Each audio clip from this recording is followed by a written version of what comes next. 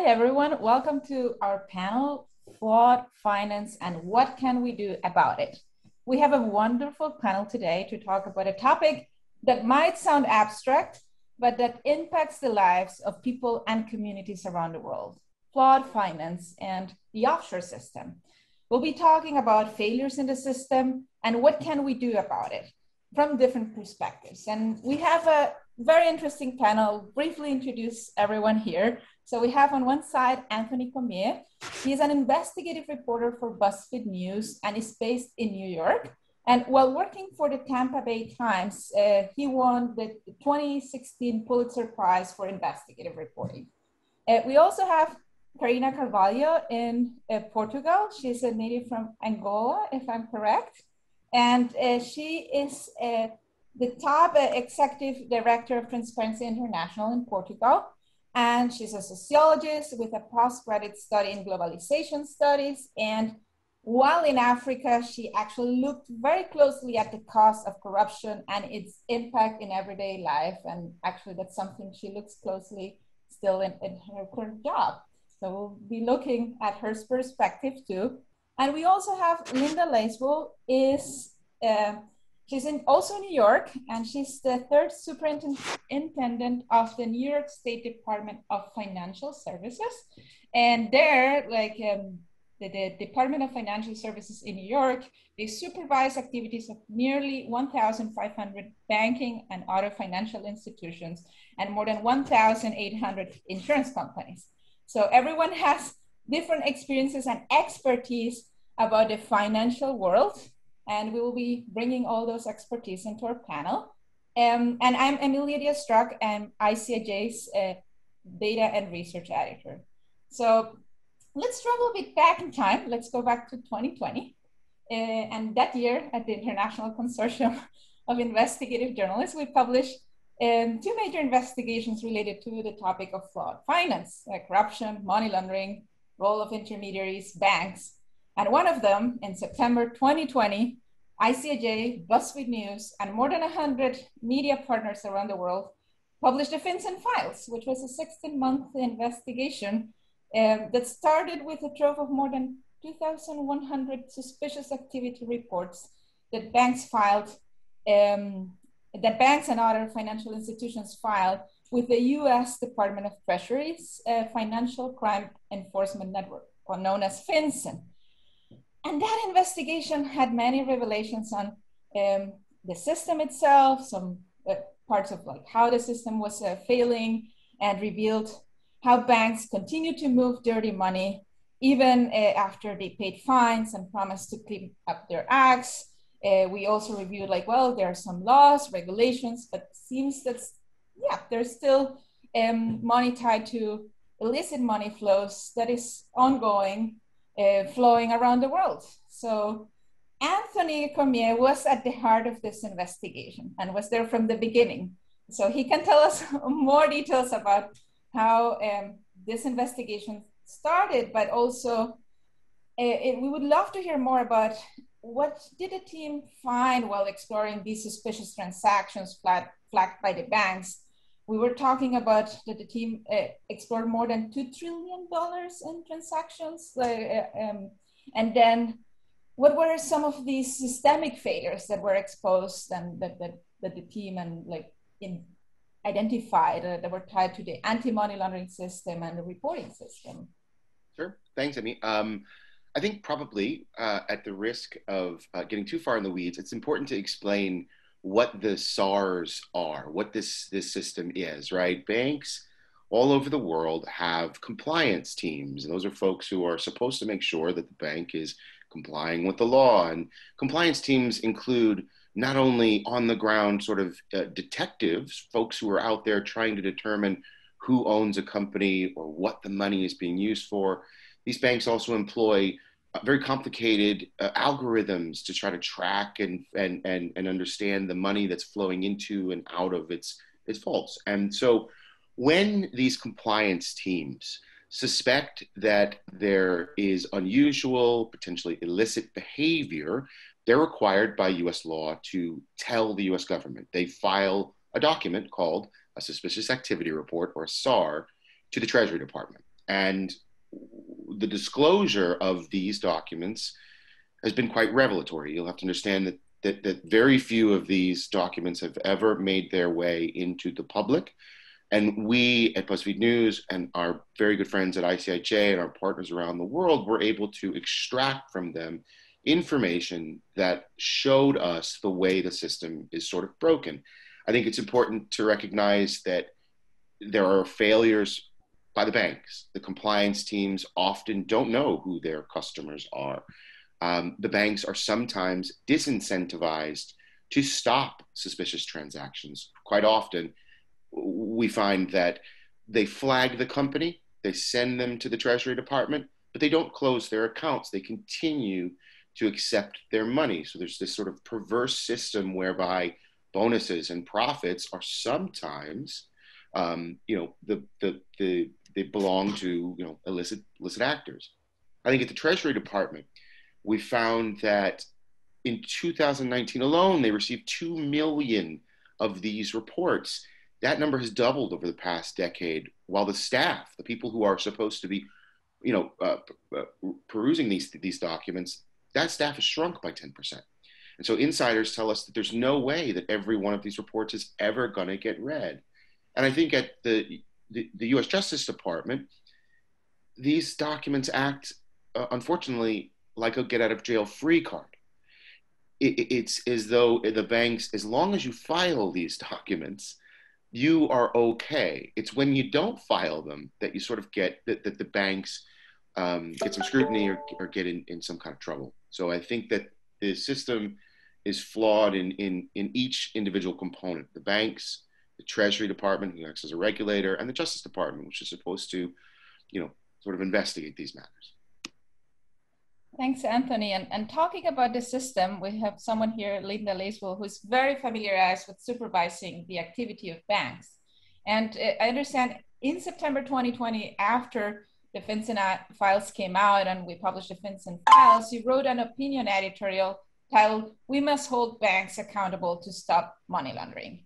And there you stated, over the decades, we have allowed the problem to metastasize so that it's endemic in the system and wrapped within the guts of financial institutions. How did we get there? Could you clarify, who do you mean by we?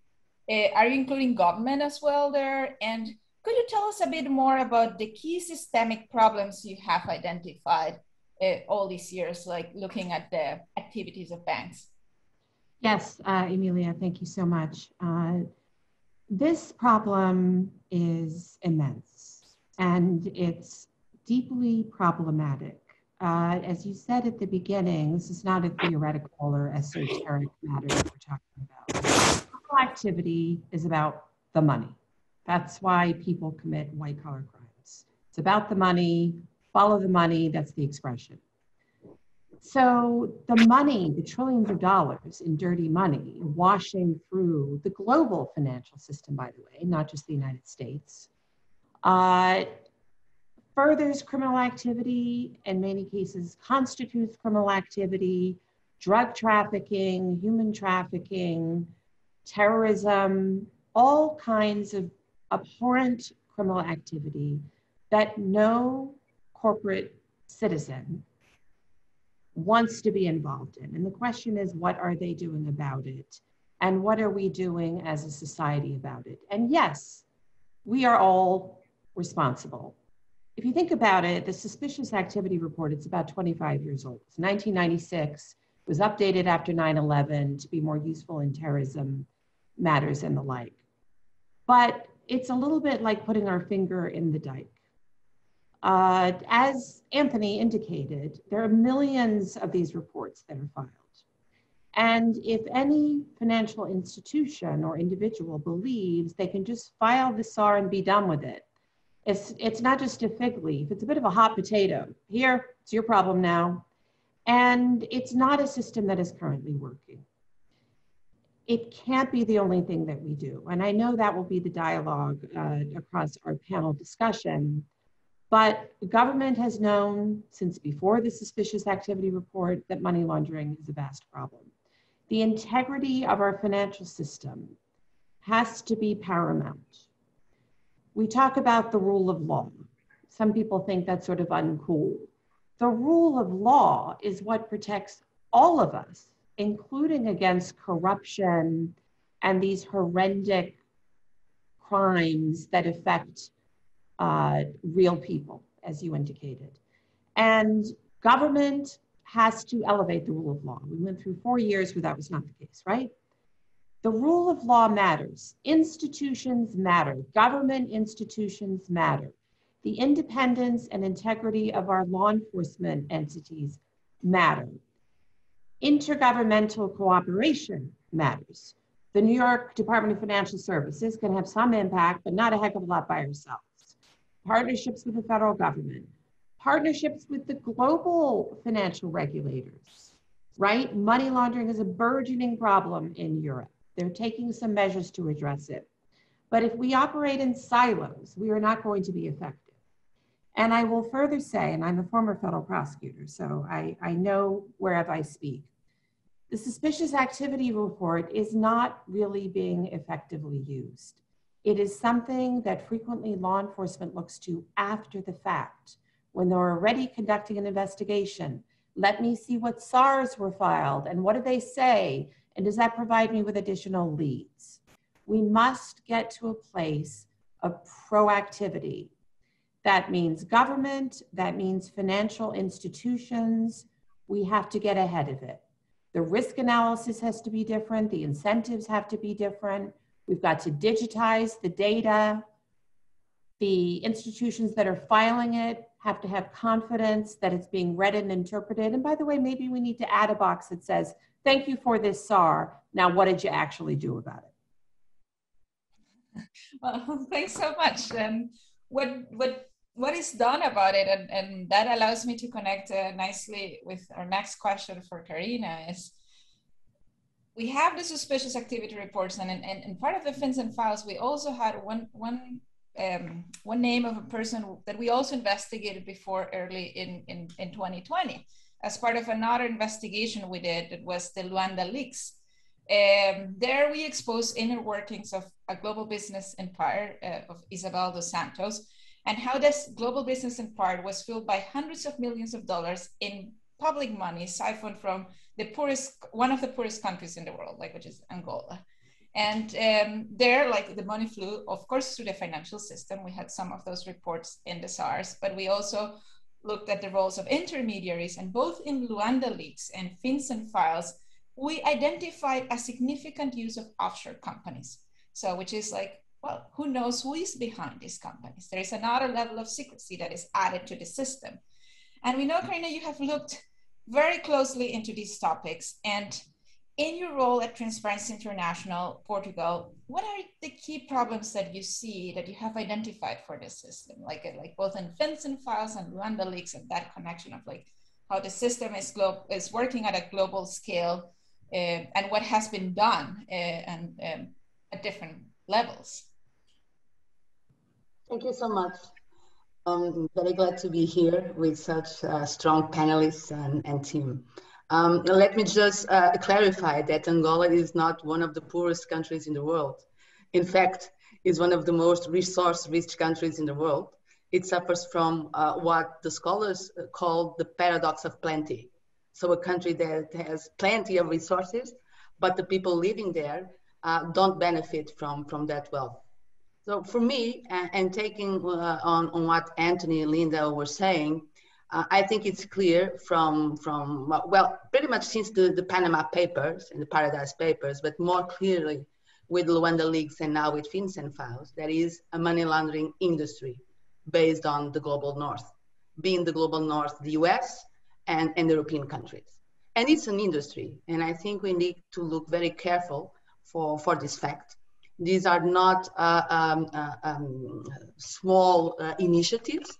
It's a whole bunch of people working and getting a lot of money by facilitating illicit financial flows coming from underdeveloped countries, coming from kleptocratic regimes, coming from criminal activities, and from tax evasion, right? So this is an industry. And I think the first thing that we should look is to the role of enablers. We're talking about big consultancy firms. I would say the big four, but there are a lot of other consultancy firms involved. We can talk about lawyers, accountants, and mostly the banking sector. One thing that I can share with you all is what happened in Portugal related to the role of the Portuguese Central Bank. So the governor of the Portuguese Central Bank, after the Luanda leak scandal, he was in Parliament asking questions regarding what the Portuguese bank, the central bank, did to secure compliance from Eurobic, one of the banks owned by Isabel dos Santos. And what the governor said, well, we identified flaws in their compliance system, but it's not up to us to solve those flaws.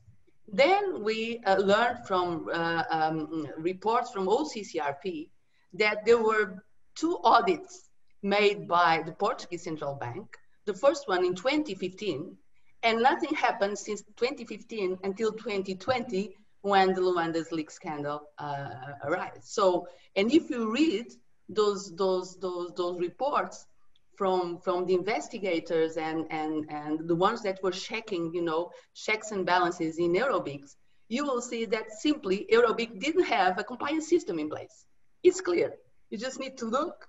But regardless of that, they continue to operate and they continue to wash money coming from Isabel dos Santos and her shady deals into the Portuguese economy, not just into the Portuguese banking system, really to the Portuguese economy, and preventing people in Angola from benefiting from what the country is able to produce.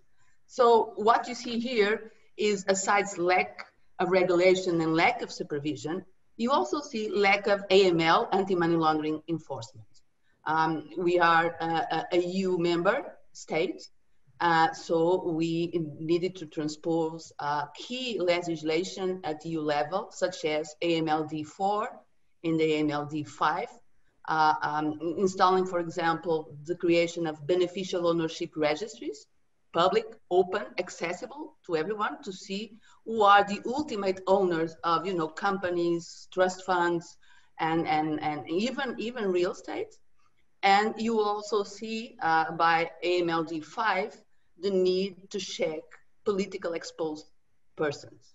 So if you look into the news from the last, I think 4 years ago or 5 years ago, Isabel dos Santos and her husband, now he died sadly, but they were received in Portugal as businessmen and women, and they were received by very important people here in the country, mayors, politicians, ministers, and no one was considering the fact that she was in fact a politically exposed person. So she should be treated as such by AML enforcement.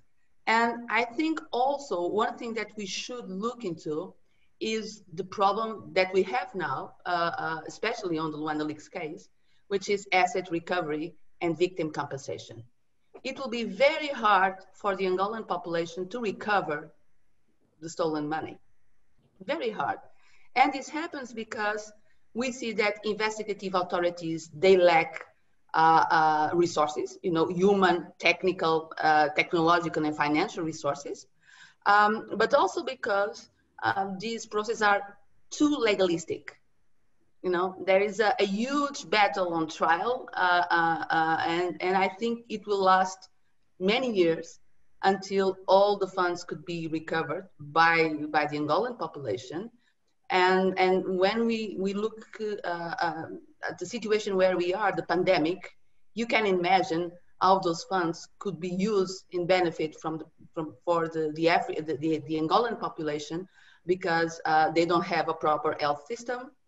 And indeed, they don't have money to buy the vaccines, nor the masks, nor not anything. So for me, these are the key problems, but pretty much how the global north acts as an enabler for the misery and the poor life conditions that people in the global south experience because of what we're doing here instead of working for better AML enforcement and to prevent illicit financial flows. So for now, I think these are the key elements that I should like to showcase. Thank you. Well, thanks very much, Karina. I think this connects very well because you were talking about delays in the reporting system, and at the same time, Linda was talking about reactive SARs, and SARs sometimes like also being filed late, and and how the SAR system and how, when law enforcement look at SARs. So it's all different pieces of the system. And the Luanda leaks case, and I know you are an expert on Angola, like it's very telling too, because as you said, like you have a country, an old country, lots of resources, wealthy on one side, but on the other side, you have people living in very poor conditions. And then you have all these contradictions, roles of enablers. And this connects with our next question. I would like to start with you, Karina, as like you were already talking about this, is why should we care about this? Like, why should we care about money laundering? People talk about corruption, people talk about money flows, illicit money flows. It can sound abstract. How do these systemic failures everyone has been talking about here affect regular citizens? What's the social impact? I think you will see obvious link between corruption and illicit financial flows and human rights and sustainable development. I think that's clear. And even if you look into SDG 16 from the UN Agenda 2030, you will see that corruption is there. Also because corruption and all these shady deals, they have a clear impact on human rights. And I think the situation regarding the Luanda leaks case is pretty much obvious how that impact is showcased. But I can also give you two other examples, even the Portuguese example. We have been working on golden visas for the last, 5 to 6 years. So golden visas are permits to live in the country. People can live in Portugal if they purchase real estate of €500,000, for example. And you will see that AML compliance is completely off the program because the program is inscribed in our immigration policy. So it's the immigration setup that deals with golden visa. But we found out that, and not just us at Transparency International, but Global Witness and Tax Justice Network, you will see that the real estate sector is particularly vulnerable to money laundering and to work as a channel for illicit funds. If you see, for example, the situation in Lisbon related to golden visas, you will see there is a link between golden visas, so money laundering through real estate, with gentrification and housing problems. So the price of housing in Lisbon increased tremendously because of golden visas. So there's a concrete example of how AML, a lack of AML enforcement and illicit financial flows could have a clear impact in everyday lives. But for example, if you look into the situation in Mozambique with the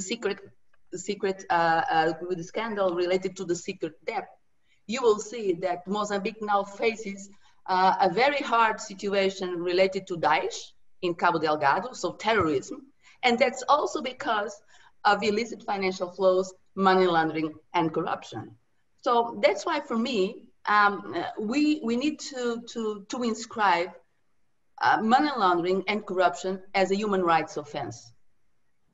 We're not just talking about the impacts of money laundering and corruption in human rights, but also to start looking into corruption and money laundering as a human rights offense. Because I think this is the only way for us, mostly civil society organizations, to start acting in strategic litigation setups. Because we are always too dependent of the role of governments. Because the governments need to initiate, asset recovery processes. The governments need to interact with other governments in Europe, for example, requesting for the seizure of stolen assets.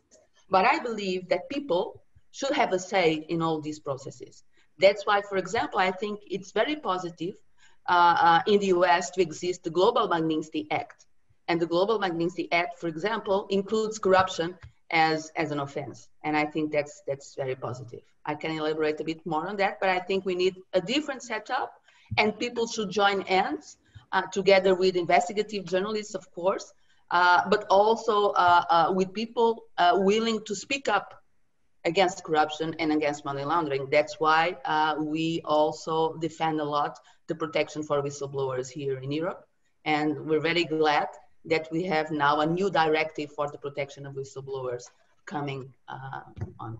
Thank you.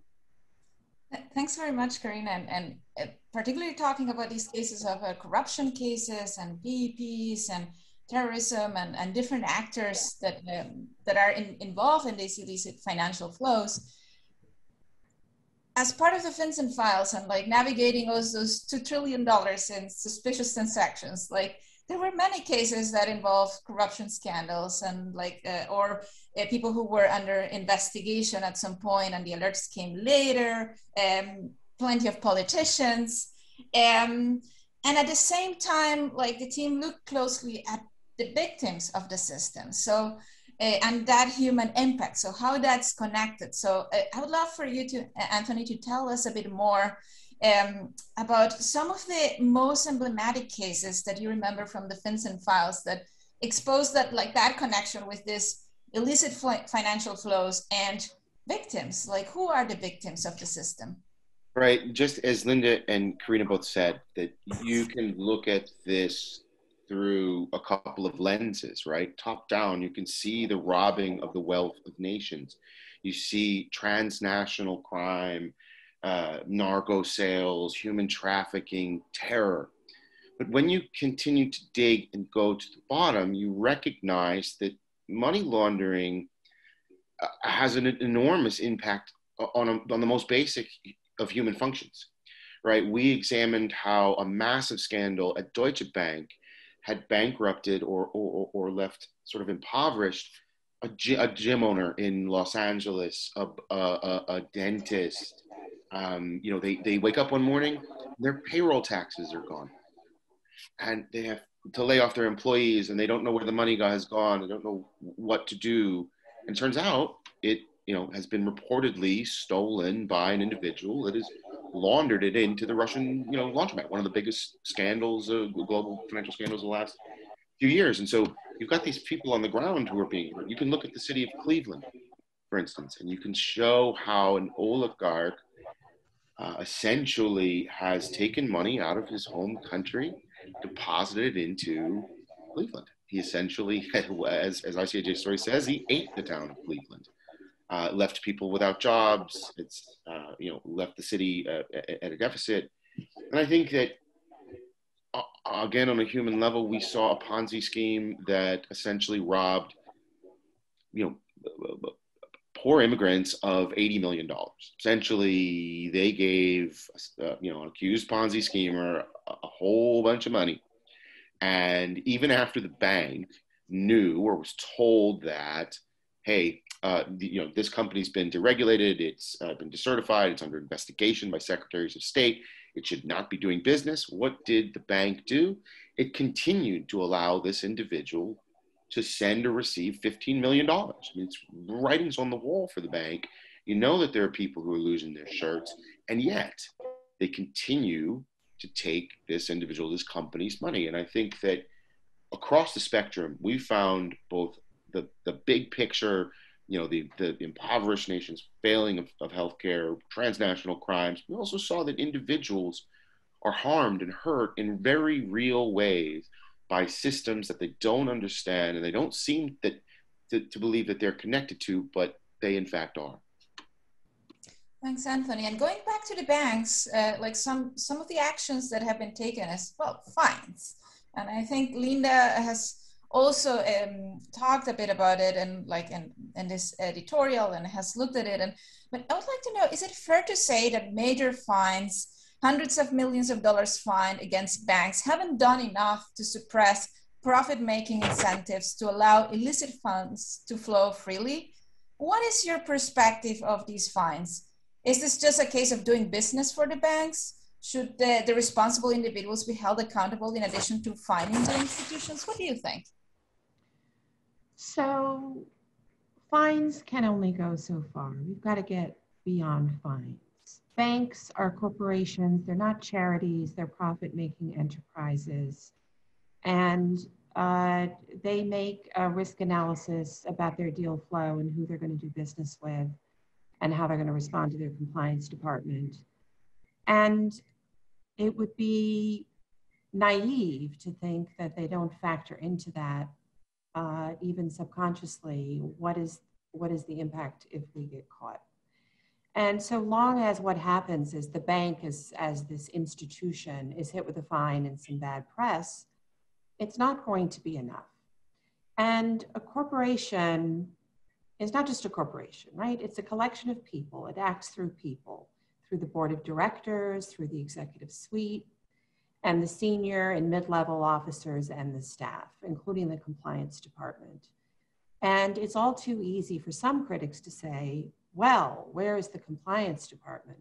But so long as financial institutions that are profit-making enterprises view the compliance department as a cost center, where what they invest there is simply a cost and there's no return for them, we are not going to have the kind of rigor within these institutions that we need.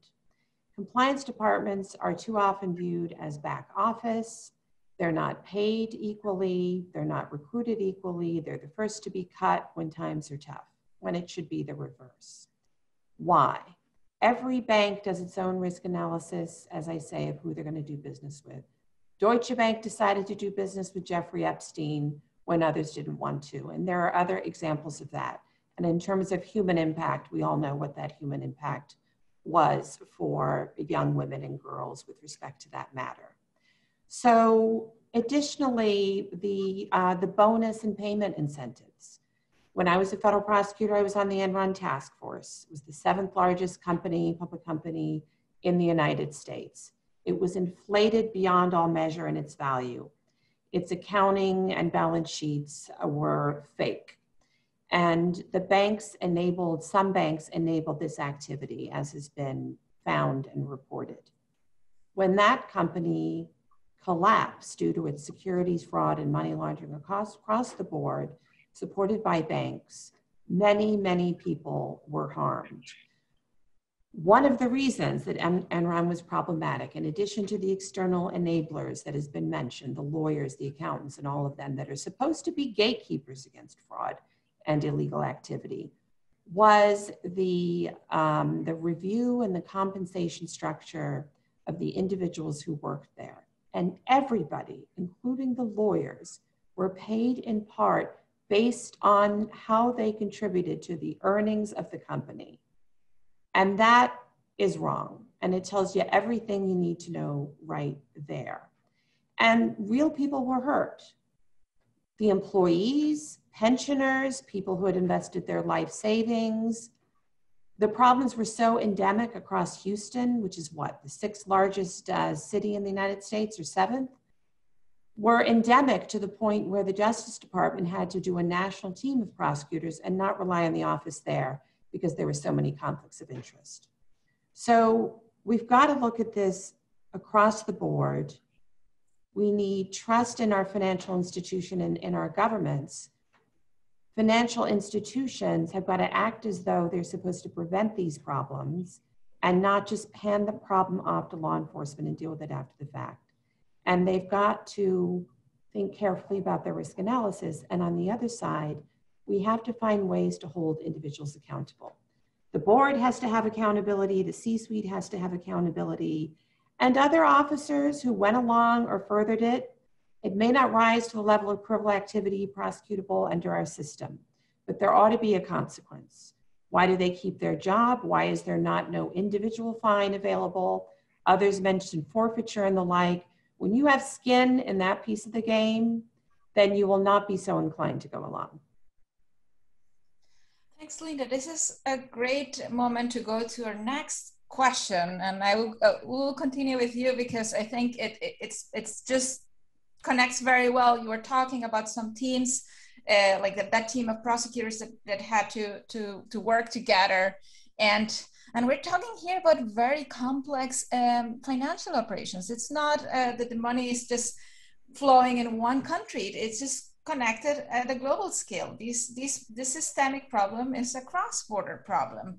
And there are many challenges, like how do you know that those records are fake or not? How do you know who is behind a company? How do you know if it's corruption or it's not corruption? Where the money comes from? Who are the owners? So there are many questions that can come when you're talking about, well, investigating money flows and illicit financial flows. Could you talk us a bit more on one side? What are some of the main challenges that you have faced? How have you tackled them? And understand that you have fostered some collaborations too, and why collaborations can help investigate banks and illicit money flows. Great. So for New York, for our regulator, the Department of Financial Services, we work very closely with our counterparts in federal government, with the SEC, with the Department of Justice, with OFAC, with our local district attorney's offices. And then also we pursue and we enter into memoranda of understanding with foreign regulators where we have institutions in common. And of course, to the extent that money laundering is, as you indicate, frequently a cross-border problem, you may have a conglomeration, which is a financial institution writ large, that has a home country in Europe, that is a primary regulator, that has a branch or an office in New York, and that is subject to the rules and the laws in New York and our oversight, but in addition to OFAC oversight, Department of Justice, and so on. So it's critically important for all of those components to be talking to each other, to be sharing information, to be working as one and collaborating. And that includes from the beginning to try to avoid problems, that includes during investigations, and it includes the results of the investigation and the fines and forfeitures across the board. It's also vitally important, and I've said this before, that the home country for a foreign bank, a bank that is foreign to the United States, is being vigilant and rigorous with that institution, because the branch or the office in the United States, frequently in New York, is sort of at the mercy of its own home office for how much resources it gets for compliance, what people are going to be paid, maybe even for approvals of business plans and risk matrix and all of that. So that what we frequently find is that the individual compliance personnel and their immediate managers are trying mightily to prevent inappropriate transactions from flowing through the bank. But if they don't have enough resources, then all they can do is swat at the problem. And if they're not getting the support from the home country, then they're not going to be effective. And if they're viewed as a cost center or back office, it's no good. So both American institutions and foreign institutions, and the foreign regulators need to support this, have to be reminded and supported and directed to approach this complex problem in the appropriate way. The investigations themselves, you're exactly right. They are extremely complex. To get evidence from overseas, and of course we have the mutual legal assistance treaties and others of the like, is extremely time consuming. It could take years to bring a complex financial matter involving cross-border transactions to some kind of a resolution. And what is happening in the meantime as years go by? And because they're more complex, it also means you can't do as many of them. So you're taking a high profile problem here and there, and it becomes a bit of a lottery in terms of who is going to be investigated and prosecuted and what is the result going to be. That's why I emphasize, as I said at the beginning, that proactivity and not just law enforcement is critically important. We have to get ahead of the problem. And we've got to look at it through a broader lens. And that's why dialogues like these are so important. Thanks very much. And I would like to transfer that question to the journalism view. I remember from the Fincen Files that so in some reports, like we had compliance officers sometimes leaving blank spaces intended for addresses tied to subjects that were flagged as suspicious. There were several data quality issues. Like, so the reports we were reviewing were like not in its best shape and form, but so like it's building many pieces of the puzzle. And in many cases, we had transactions that banks processed without knowing who was behind those transactions, some involving companies in secrecy jurisdictions. And there were many challenges. So Anthony, could you talk a bit more about what are some of the main challenges like journalists face during the Fincen Files investigation that you think were central that we had to tackle? And also moving to the collaboration part, how collaborations like the Fincen Files that was coordinated by ICIJ, BuzzFeed News, and coordination with all media partners around the world have impacted the way in which we journalists investigate illicit money flows? Right, I'll talk to the first one first. The challenges with the Fincen Files were obviously enormous. We had data sanctity issues where we had to teach people how to handle these documents, quite frankly, in a way that was very secure. We had to essentially ramp up our understanding in a very fast way about, as Linda said, very complex financial matters. I am not a trained financial investigator, but I had to get to know it really quickly, right? And as she said, some of these transactions are enormously complicated. You just, because of the offshore nature of some of these entities and the money flows, it's all but impossible to understand who is on the front and the back end of the money. So you'd have to find, for instance, a source in the BVI who could go to a record set that is not public and tell you who, not the owner, not the beneficial owner of an entity is, but perhaps the lawyer who registered the company. I'm sure this is something that I know that ICIJ has done, and I'm sure that Karina has done, I'm positive Linda as well. You know, they are inherently obscure. You know, this is meant to hide wealth. It is a system rigged in favor of the wealthy.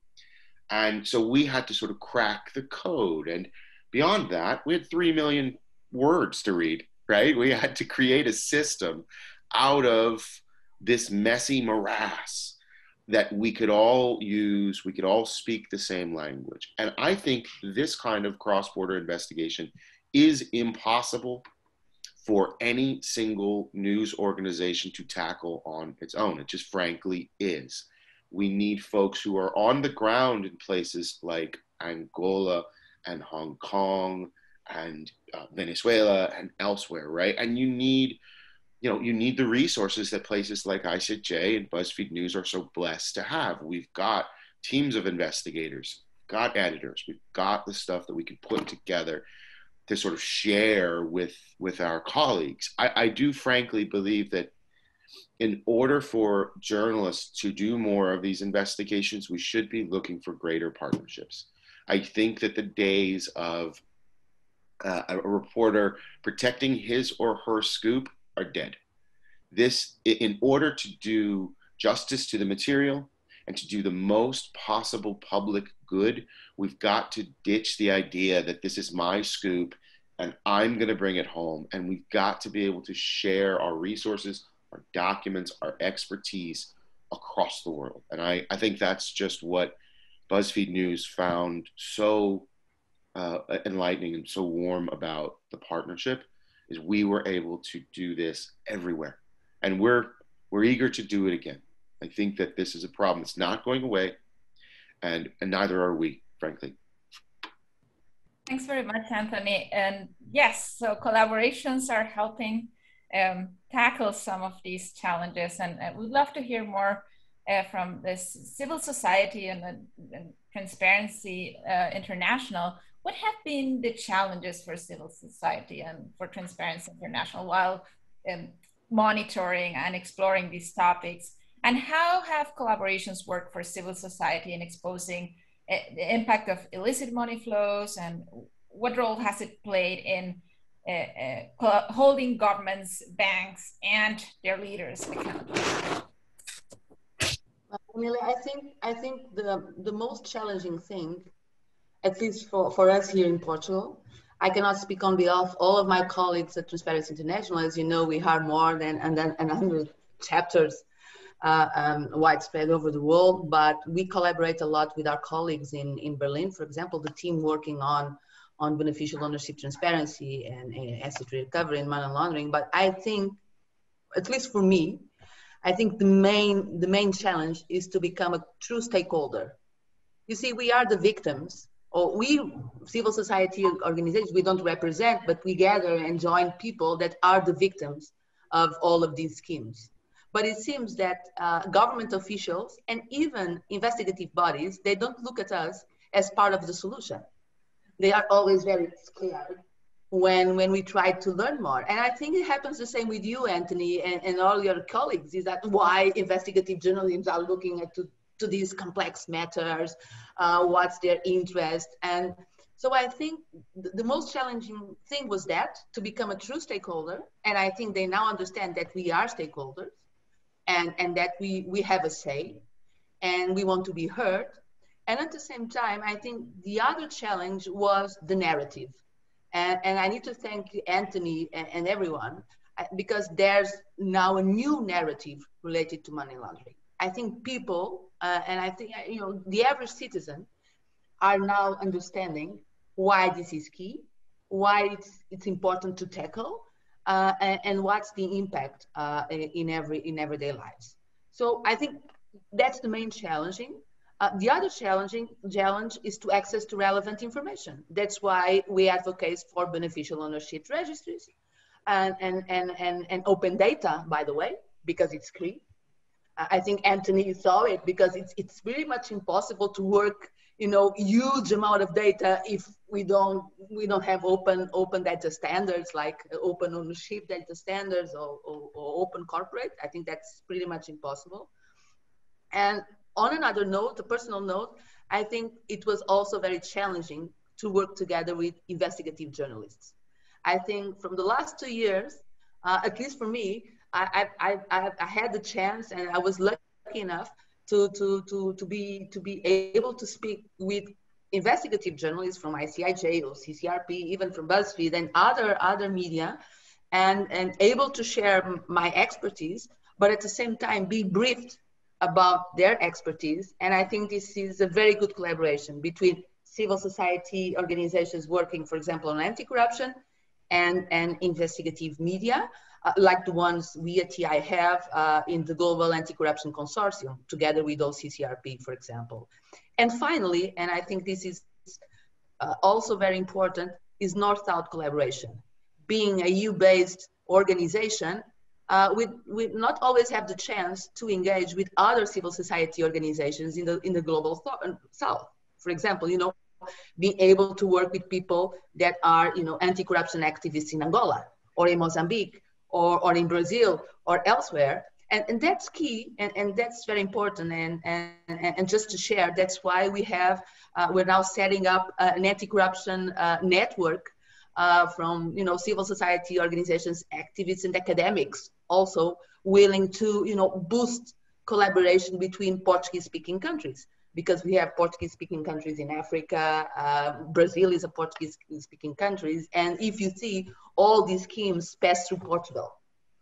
So you have these countries and all the illicit financial flows get into Europe, and they are washed and clean to Portugal. So I think these are our main challenges, the ones that I can see at least, but I trust that we have many more than this one. Thanks very much, Karina. I think we could continue talking for hours, but we're running out of time. Like, this is a very complex topic, and we're so lucky to have you all here. To close, I would love to hear more. Well, we have been talking about challenges, we have been talking about collaborations, we have been talking about the systemic failures. So what's next? What can be done? And I'd love to briefly, from your different perspective, like to close and tell us a bit more in terms of the journalism perspective. What has changed since the publication of the Fincen Files? What impact has had the journalism itself? What can be done in terms of, for Linda, what can be done at different levels to change the behavior of banks? What can be done in addition to imposing fines? Like, what is next? What can we do? And for Karina then, what can be done to fix the broken system, or a broken system from civil society? What are the possibilities? So like just, we should be brief as we're running out of time, but like kind of a short reflection on the impact and future next steps from each one of you. If we can start with you, Anthony, as I see you now already ready on the screen. I think the most, the longest lasting impact of the Fincen Files is the passing of the Corporate Transparency Act. I think that our reporting tipped it over the edge. I thought that lawmakers, in what was one of the few bipartisan efforts of the past decade, both agreed that we need to understand who the beneficial owners of American shell companies are. The law also gives greater protections to whistleblowers. There's quite a lot of value in that new bill, but I think that it doesn't go far enough. I think that as Karina said, it's important to have those beneficial owners to be public facing, right? And in the law, only the Treasury Department will have access to them. The public doesn't know. It's going to be more difficult for journalists and others to be able to understand who, in fact, registers and owns these entities. But I think that it's a really important first step. And it's suggested to me that there is real support in DC, which is so often broken. I thought this was one of the few places that both Republicans and Democrats said, you know what, this is a big deal, and we can take concrete, substantive steps to begin to work on illicit finance. And I think that, that's sort of our job. We're really grateful that the reporting led to a concrete step. Thanks very much, Anthony. Now we can continue with Linda. What can be done at different levels, including top leadership, to change the behavior of banks? Thank you. So your question at the beginning is, who is we? Who is responsible? Yes, we are all responsible, but that means we can all participate in the solutions. Government has to be more proactive and has to make anti-money laundering enforcement a priority and find ways for both the institutions and the boards and the individual officers who participated or proved accountable. Activists and journalists continue to speak out. As far as financial institutions are involved, I think at the root of this is too cramped of a view of what the financial institution is for. The financial institution, who does it serve? As long as large financial institutions believe that they only serve their shareholders, drive up the stock price, and benefit through their compensation accordingly, they will not take significant or at least effective steps to mitigate this problem. There is a movement, of course, for corporations to view themselves as more like a corporate citizen that, yes, has to serve shareholders, but also should be serving the community and should be thinking about the larger impact that they have, whether it's climate change, whether it's furthering criminal activity, whether it's diversity. We've all seen the protests across this country and in other countries calling for racial justice, economic justice, social justice, and even prior to this pandemic, the very active and effective movement to address the risks of climate change. Those who are running or seek to run major corporations, including financial institutions, I believe are starting to take notice and are starting to realize that they have to build that into the DNA of their own company and make it a part of what they look at every single day. Because business has to keep up with the people, or it will be at a competitive disadvantage. So I think each of us in the mosaic has a role to play in painting a better picture in the future. Thank you so much. Well, thanks very much.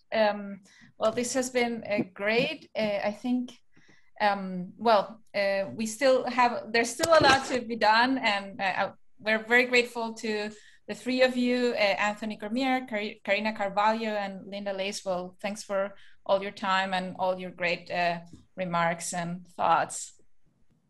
Thank you. Bye. Thanks, everybody.